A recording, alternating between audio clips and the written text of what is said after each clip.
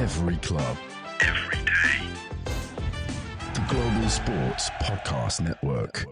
Hello. Welcome to our midweek review of the Champions League fixtures. The date is April 9th. It has been like 20 minutes since the full-time whistles have gone. Which of the two games was your favorite, Victor? I was obviously Barcelona. I knew it's going to be an easy game for them because both teams are offensive. Barcelona has too many good players in form nowadays.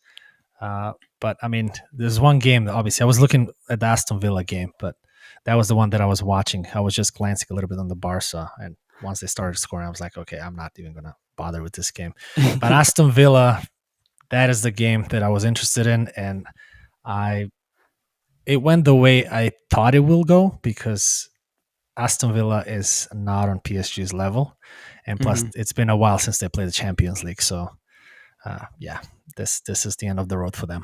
What do you think? Yeah, there was a moment in the first half when Rodgers scored that goal. Cuts to Prince William cheering in the crowd. You know, there's this good wave of emotion for Aston Villa, and 4 minutes later, Desiree Doué smashes the ball across the crossbar. I think that was the moment that their Champions League dream died a little bit. Maybe they go back to Villa Park next week and hang on to something, but that third goal going in the last minute was just the killer blow. I think everyone who was watching that saw that third goal and thought that's game over. Yeah. Villa will need something absolutely massive. Do we think that there's any possibility that they snake something in the second leg? Nope. After 3-1, definitely not. And there's no away goals rule, so even with 2-0 now, they'll still go to overtime. So, yeah. But the quality of PSG is just on another level. They outplayed Liverpool twice. They outplayed Aston Villa. I don't see Aston Villa having any chance unless they get a red card early on for PSG. Maybe that's going to kind of the biggest question something of tonight actually is which of the two teams that won tonight is the more favorite for the Champions League, PSG or Barcelona? That is the $1 million question. That is a $1 million question. I think, and that's another thing. Luis Enrique will go against his Barcelona, and he knows Barcelona from the core. So, yeah, that's another thing to mention. Actually, the 6-1 remontada, the two managers, Unai Emery and Luis Enrique.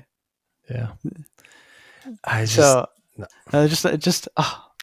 reason we love football, right? So many layers to the story. I think Barcelona. My prediction is Barcelona will find a way to get to the final. Even though initially after PSG beat Liverpool, my idea was I think they'll finally win the Champions League. I believe but after PSG tonight are on the side of the draw opposite to Barcelona. I think Barcelona will play Bayern or Inter, I believe. But so they would meet in the final. Games. I'm 90% sure. Oh yeah, you're right. Yeah, you're right. Okay. Yeah, but I mean, I don't know. Would you give Arsenal though a chance if they go through against this PSG team? As great of a performance that Arsenal had last night, that was an off Real Madrid, where they the reason that Declan Rice got those free kicks is Saka was going in and out of players. They're low on confidence, whereas I just don't think they'll even get a sniff against PSG or Barcelona. I don't even think that game is over, to be honest with you. That Real I know it's 3-0. Yeah, but it never is. Spain, you have players like Mbappe and Vinny. Yeah, it never is. We saw how dangerous they were at the beginning. Like I feel every time they attacked, Mbappe can score a goal, and they had a day off. But again, it's gonna be in Spain. If they score early, then it's game on. So you never know. I'm sure Madrid's gonna be very aggressive from the start. So, but to answer my previous question, I think PSG is a stronger side than Barcelona. I love Barcelona, and I think that they individually are better and in a lot of ways are better, but the way that PSG moved the ball, the confidence, and I think you could probably, especially in the first game against Liverpool, they had so many shots, but there was like a lack of like a killer instinct, the lack of like that cutting edge in the finish. Those first 2 goals were like mind-bendingly good. There was no chance. Emi Martinez could have had 5 hands and he would not have got to it. You know, there's nothing you could do, and I think that really speaks to the efficacy of the team. I think that the way they were moving the ball was so. Yes, Villa had a counterattack in the first half where John McGinn just snuck in. I think in the big games PSG won't have a moment like that. I think in the big games PSG will control the ball even better. Everything is. I wouldn't rule out any team right now other than Aston Villa. That's the only team I think it's out. Every other team, I think they still have. Dortmund obviously is out, but the other two, I don't know. To be honest with you, Inter is pretty strong as well, and they have the little bit of Italian luck on their side always. Yeah. So we'll see how that one goes. I can see Bayern winning it because that's the most interesting second leg to me is Bayern versus Inter, because I think Aston Villa is kind of done. I'd love to believe that Real Madrid, just history of the Champions League, can get it, but I think Arsenal are so solid defensively. If they obviously the plan flies out the window if they concede an early goal, but I could see them shutting up shop for 45 minutes and then just playing their game for another 45 minutes, just try and make sure that Real Madrid don't get that first or second goal. Don't give them belief, I think will be Arteta's game plan. But Bayern versus Inter, I think it's super interesting to hear the dialogue after the game is, yes, Bayern played like not up to their strengths. That Harry Kane finished in the first half that goes in, different game. Thomas Muller coming up clutch, and Inter get the win that they're counterattacking, especially in the first half, deserved. But I think there's such an interesting dynamic there in the second leg because Bayern are going to be hungry. Bayern are going to have to, from minute 1, chase after the game.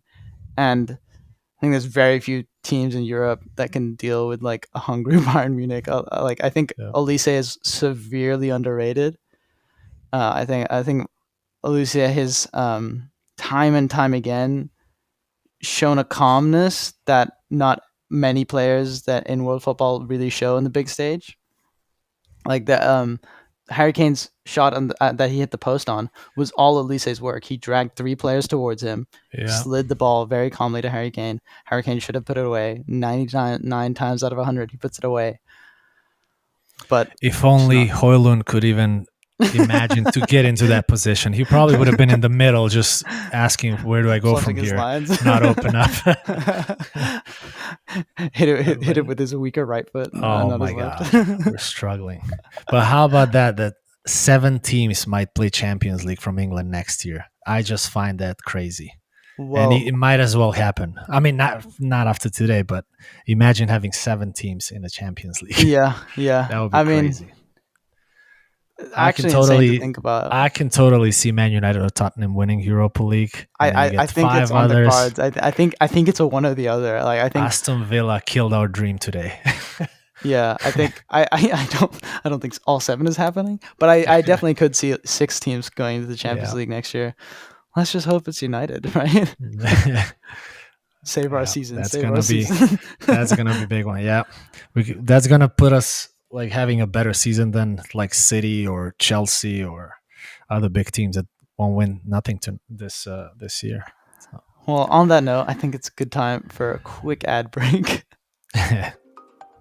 Your body. Oh, what? There we go. Your body.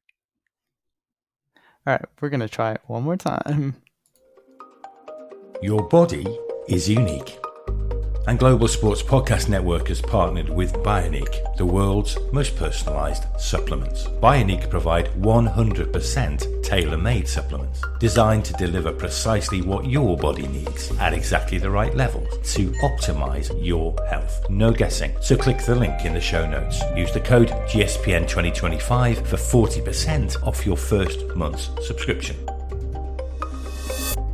Bioniq. Don't settle for off-the-shelf solutions made for just anybody. Get what's right for you right now. So, we've talked a little about the PSG game. Let's switch over a little bit back to the Barcelona game. I mean, I think this is done.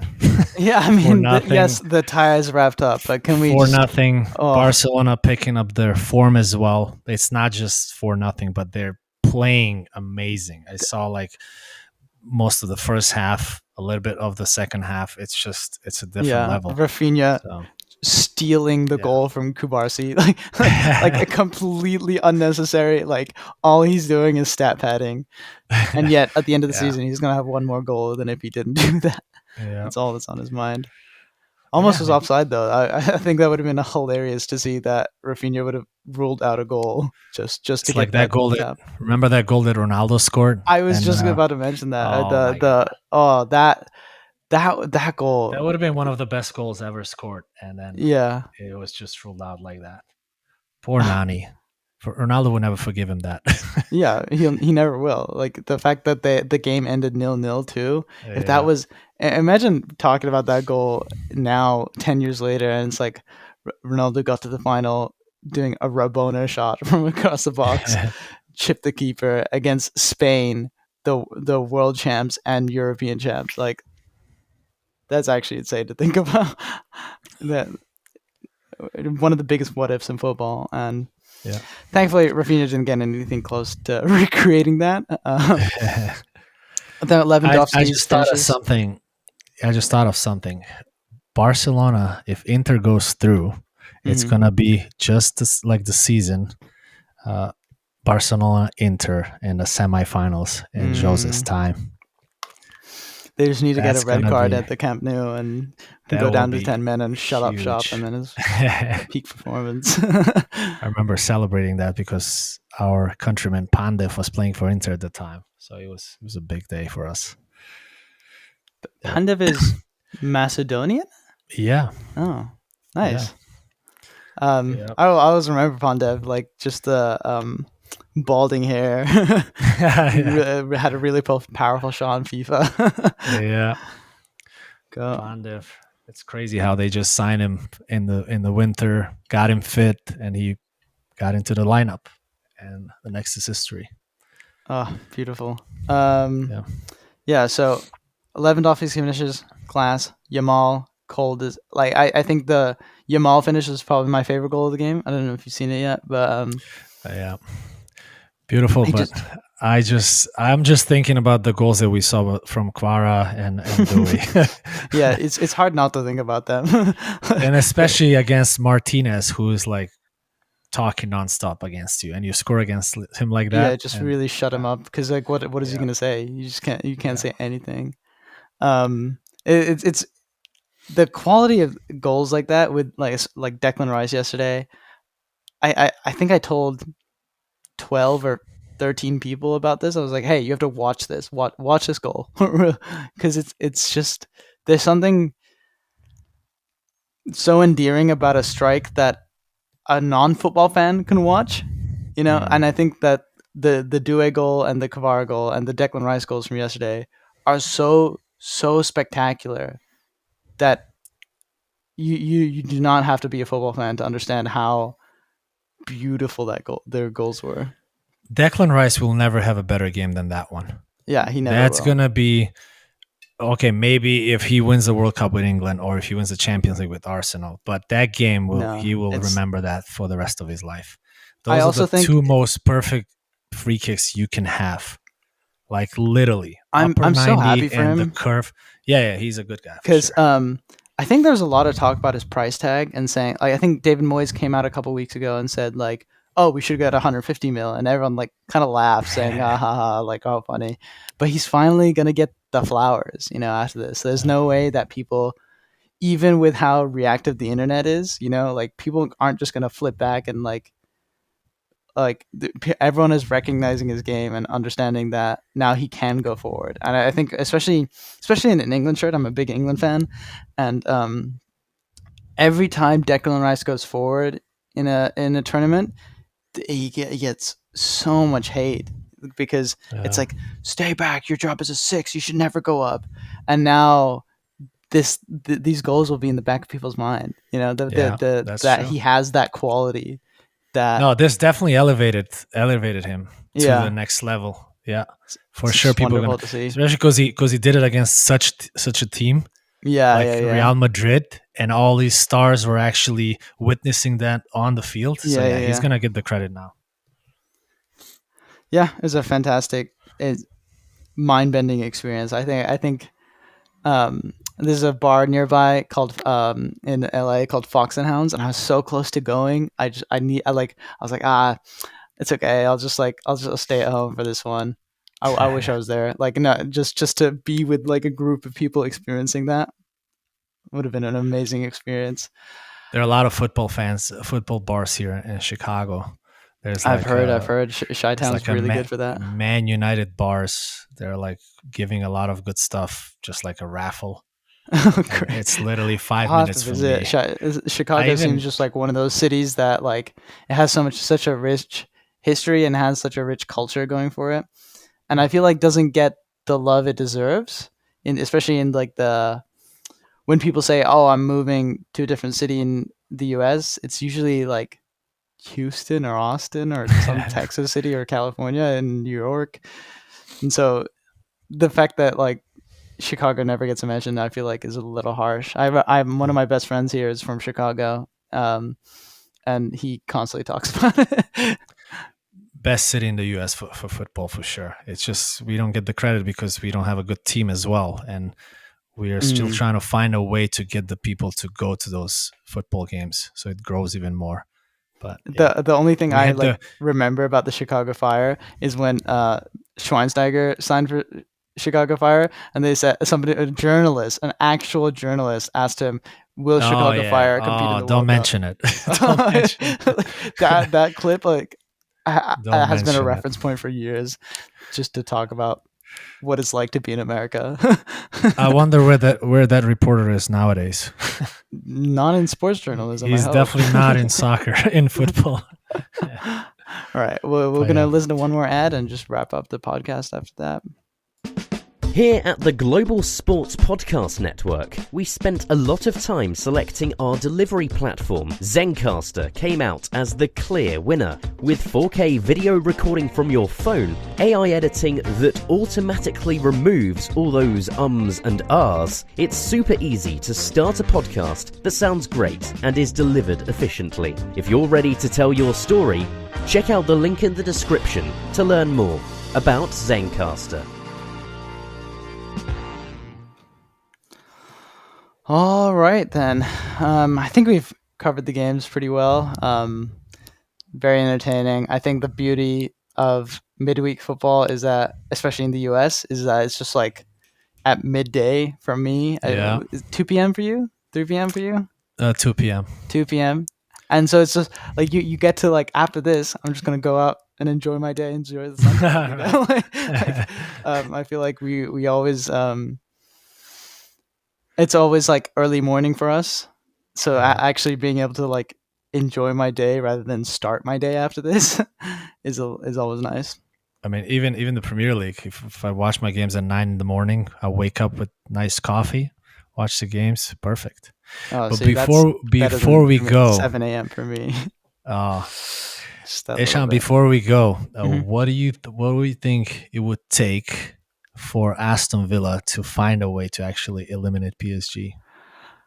I think we've already talked about the power of the early goal.